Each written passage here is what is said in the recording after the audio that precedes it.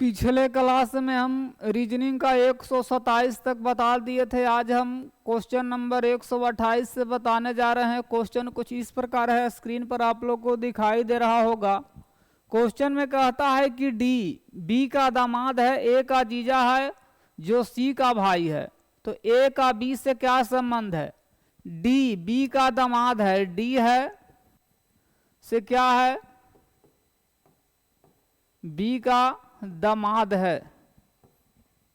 इसके बाद सी का भाई है, सी का भाई है, और ए का क्या लगता है, तो जीजा है, जीजा है। तो इसमें पूछता है कि ए का बी से क्या संबंध है, तो ए का बी से क्या लगेगा, ए बी से क्या संबंध है, तो बेटा का संबंध होगा, बाप बेटा का संबंध होगा। नेक्स्ट क्वेश्चन की ओर बढ़ते हैं। इसमें दिए हुए किसी भी शब्द के अक्षरों को एक शब्द पाने के लिए पुनर्व्यवस्थित करें तो वर्णित करता है कि एक द्रव को गर्म करने पर क्या होता है। तो इसका ऑप्शन नंबर होगा इमर्जिंग के हो जाएगा सिमर्जिंग। ऑप्शन नंबर ए होगा। इसका होता है धीरे से गर्म करना। इसमें इसका हो जाएगा ऑप्शन नंबर ए होगा ही। इसका कहता है, इसमें कहता है कि दिए हुए किसी भी शब्द के अक्षरों को पुनर्व्यवस्थित करे ताकि एक शब्द बने जिसका अर्थ एक व्यवसाय है। तो इसका क्या है, इसको जब व्यवस्थित करेंगे तो इसको हो जाएगा टेलरिंग, यानी कि लार्जिशन का। इसको जब व्यवस्थित करेंगे तो बन जाएगा टेलरिंग, और टेलरिंग एक दर्जी का नाम है। ऑप्शन नंबर इसका, ऑप्शन नंबर इसका क्या होगा, तो ए होगा। क्वेश्चन नंबर है 131। दिए हुए किसी शब्द के अक्षरों को वह शब्द पाने के लिए पुनर्व्यवस्थित करे जो गति के वर्णन करता है। तो इसमें क्या होगा, ये नहीं होगा, ए नहीं होगा, होगा तो ये होगा। इसको जब व्यवस्थित करेंगे तो सुपरसोनिक होगा। पराध्वनिक गति और सुपरसोनिक के गति के एक गति का वर्णन करता है। नेक्स्ट क्वेश्चन की ओर बढ़ते हैं। नेक्स्ट क्वेश्चन है,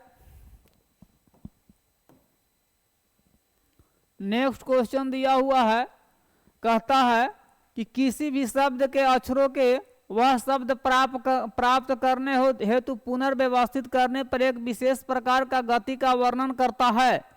तो इसको गति का वर्णन, यानी कि गति का वर्णन करता है तो ये ऑसिलेशन होगा। इसको ऑसिलेशन बनाने के लिए हमको ए को व्यवस्थित करना होगा।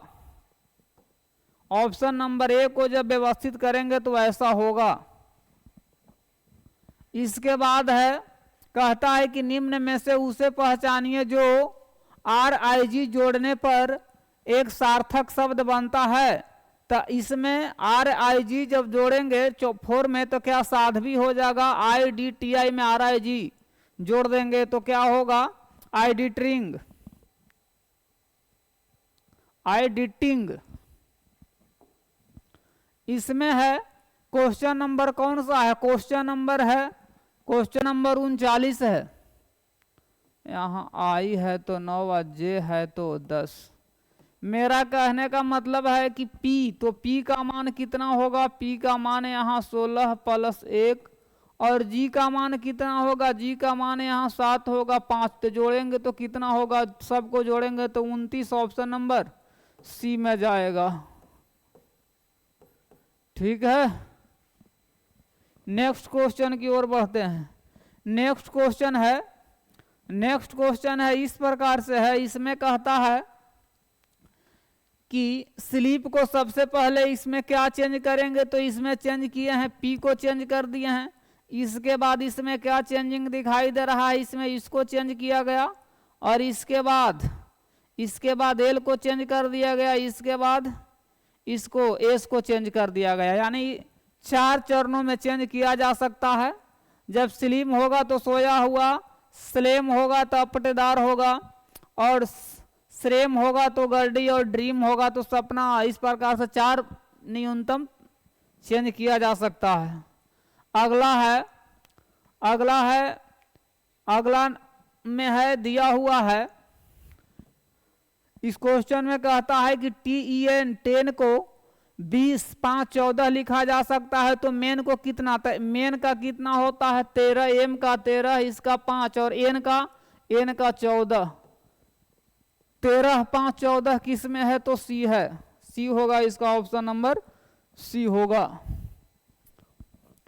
जैसे कि इसमें ब्लैक है, जिस प्रकार से पहले वाला था उसमें जैसे कि बी के स्थान को इसको चेंज हुआ, इसके बाद एल को चेंज किया गया, इसके बाद आर को चेंज किया गया, इसको 4 चरण में ऑप्शन नंबर ए होगा।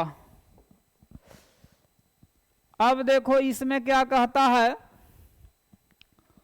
इसमें क्या कहता है कि जैसे कि एक्स के स्थान पर और वाई के स्थान पर क्या रखा जाए, तो एक्स के स्थान पर 402 गुना, वाई के जगह पर 39, यानी 39 से गुना करेंगे तो 9 दूनी 18, 9 चौक 36 हो जाएगा। यहाँ होगा 6 0, यहाँ 12, तो कितना 18, 8 होगा, 7 होगा, 6 और 5, 15,678। तो इसका मतलब है कि ऑप्शन नंबर ए क्या है, राइट है। इसके बाद क्या है, 2 है, 8 है, 26 है, 2 है, 8 है, 26 है।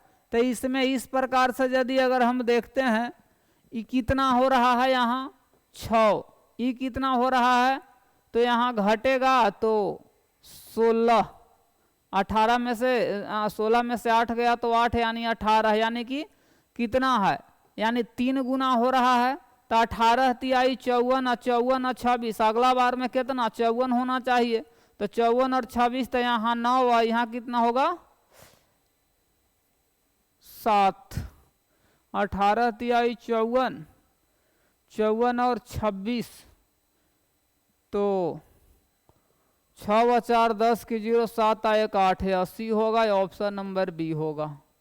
ऑप्शन नंबर इसमें क्या हो जाएगा, तो बी होगा। नेक्स्ट क्वेश्चन की ओर बढ़ते हैं। इसमें क्या है, इसमें जैसे कि अंतर देख रहे हैं, तो सब में अंतर कितना का है, इसमें भी 12 का, इसमें भी 12 का, तो इस बार क्या है 12 जुटेगा तो 62 होगा, ऑप्शन नंबर सी हो जाएगा। नेक्स्ट क्वेश्चन की ओर बढ़ते हैं। इसमें क्या है, इसमें है कि यहाँ जो लिया गया है तो कौन सा ऑप्शन से लिया गया है, जैसे कि एफ है, तो एफ है, एफ तो इसमें भी है, एल देख लिया जाए, एल नहीं है, इसमें देख लेते हैं, एल है, एफ है, इसमें एफ नहीं है। अब इसमें देखते हैं, इसमें तो एफ भी मिल गया, एल भी मिल गया, ए भी मिल गया, भी मिल गया, इसके बाद ओ भी मिल गया, यू भी मिल गया, आर भी मिल गया, तो ऑप्शन नंबर सी हो जाएगा। इसके बाद जैसे कि देखो ओ एल डी, तो ओ का मान यहाँ कितना है, ओ का मान 4 है और एल का मान कितना है 8 है, तो 144। तो डी बराबर क्या, यदि अगर 0 रख देंगे डी का मान तो हमको क्या आ जाएगा, इसमें आ जाएगा, तो किस में जाएगा, ऑप्शन नंबर ए में जाएगा। नेक्स्ट क्वेश्चन है,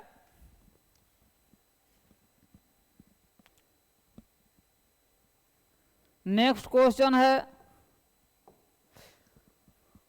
जैसे कि P है, तो P के पहले रहता है O, यानी 1 जा रहा है माइनस में, P के पहले O के पहले N, यानी इस सब माइनस में जा रहा है, इस सब क्या हो रहा है माइनस में, तो M के पहले क्या होगा, तो L होगा।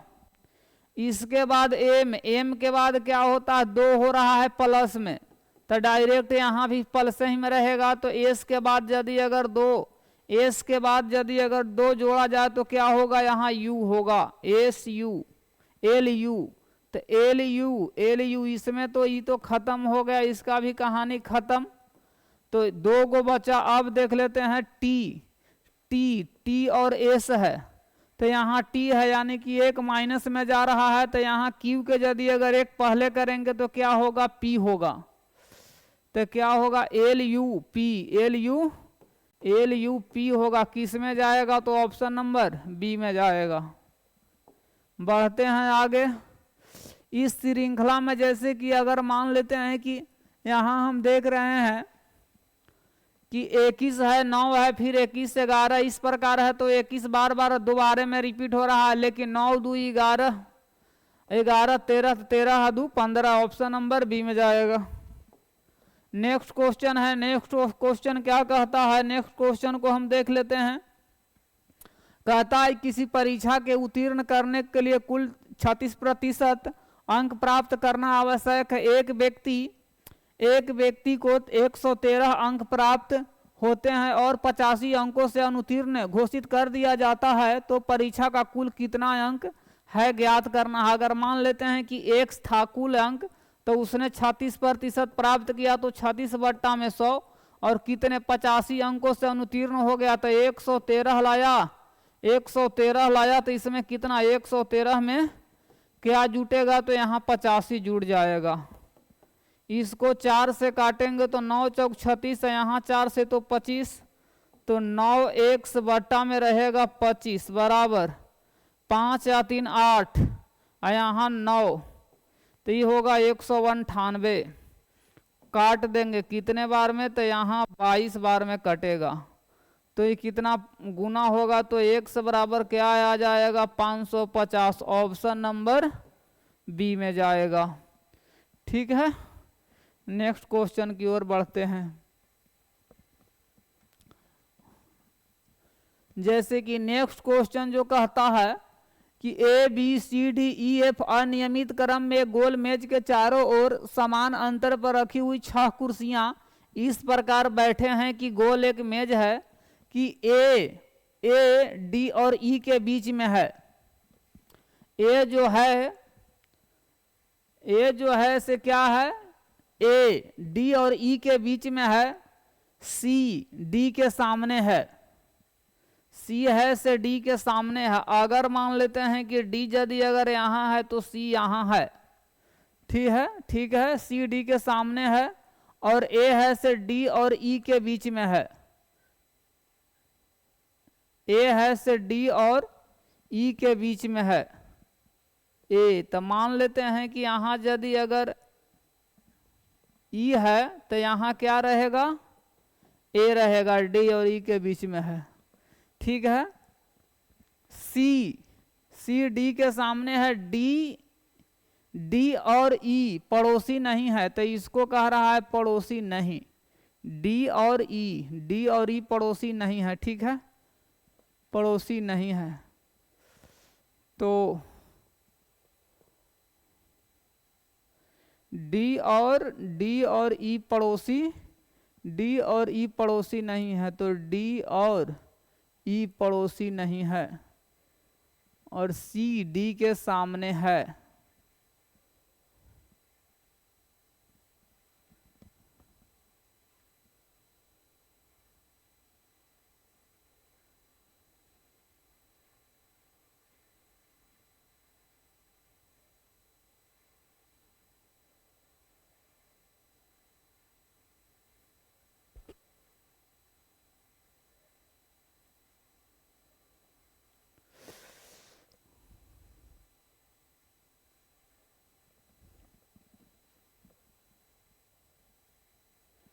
छह कुर्सी है,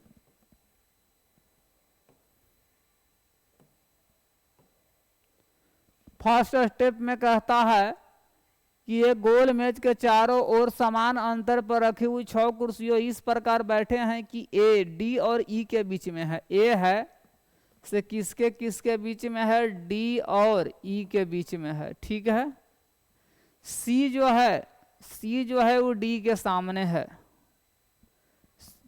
डी और ई के पड़ोसी नहीं है। चलिए अभी ठीक है, और कौन कौन बच गया, तो बचा या तो बच गया बी और एक बचा एफ, यही ना बच गया।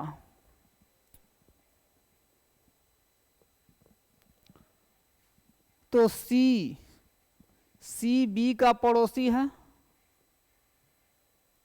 सी बी का पड़ोसी है, सी बी का पड़ोसी हो सकता है, यहाँ भी बी रख सकता है, यहाँ भी एफ रह सकता है, यानी सी बी का पड़ोसी हो सकता है।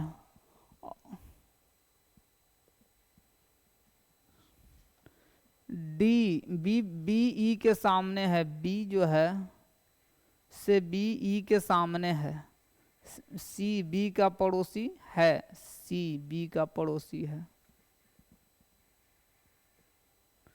और बी ई के सामने है।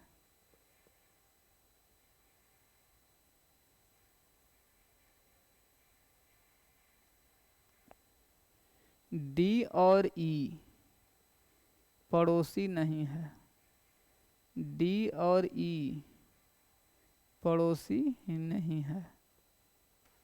सी डी के सामने है, लेकिन सी के पड़ोसी क्या होना चाहिए, डी और ई। सी है से डी के सामने है, सी डी के सामने है तथा डी सी डी के सामने है। एक मिनट,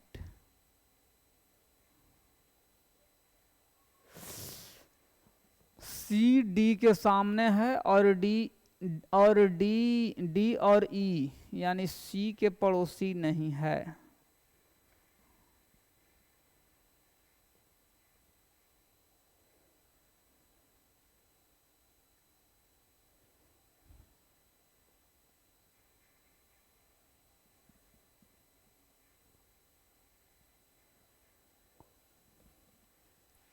तो यहाँ यदि अगर यहाँ क्या कर सकते हैं, यहाँ एफ रहेगा तो यहाँ बी रहेगा।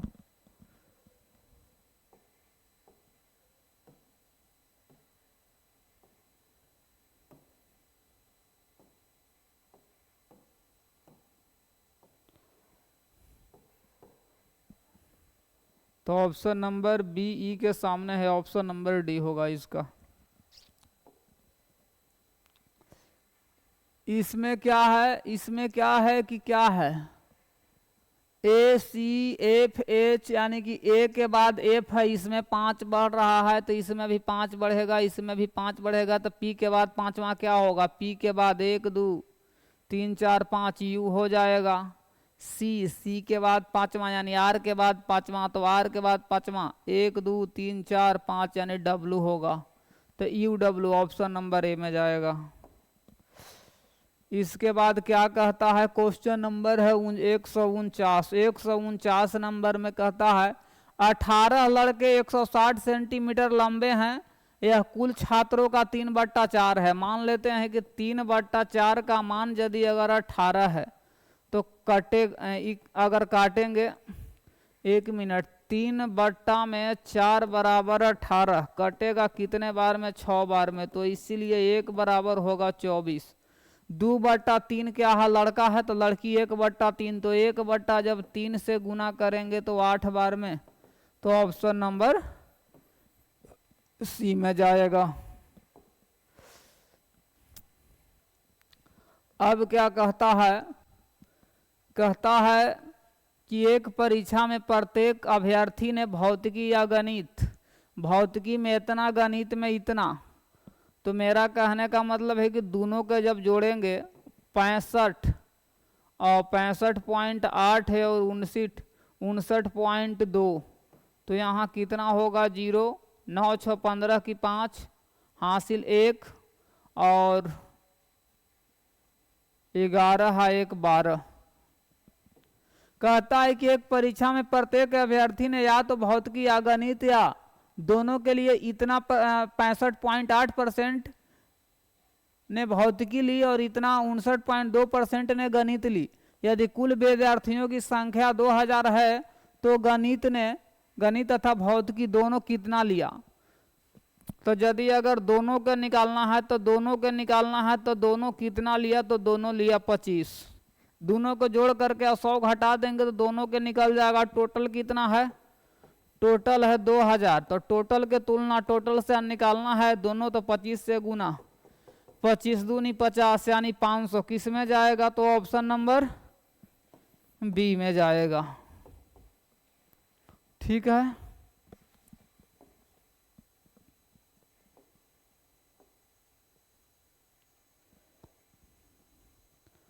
अब मिलते हैं नेक्स्ट वीडियो में।